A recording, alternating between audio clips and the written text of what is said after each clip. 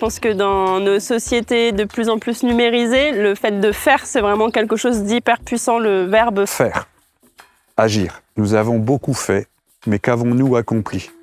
Cette question, je me la pose pratiquement tous les jours. Le autrement, je pense que c'est sortir des sentiers battus. La DDQE, ça m'a ouvert sur le monde de l'architecture. C'est ouvertement avoir le souci du collectif, avoir le souci d'une approche globale. Et on réalise, en échangeant, qu'il y a vraiment, 50 sujets potentiellement passionnants, et que c'est dommage de n'en traiter que 49.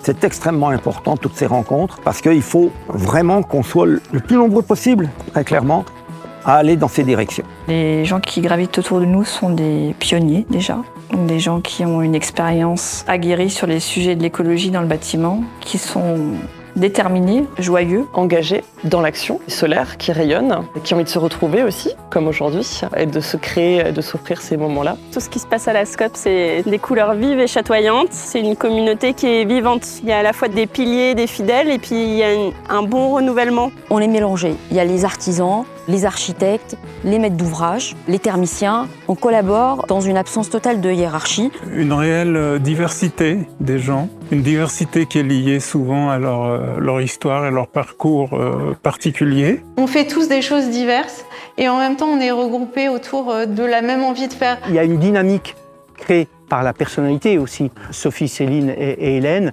qui fait que finalement, quand on travaille dans de bonnes conditions, avec des gens qu'on apprécie, on y reste. Et après, ça fait communauté.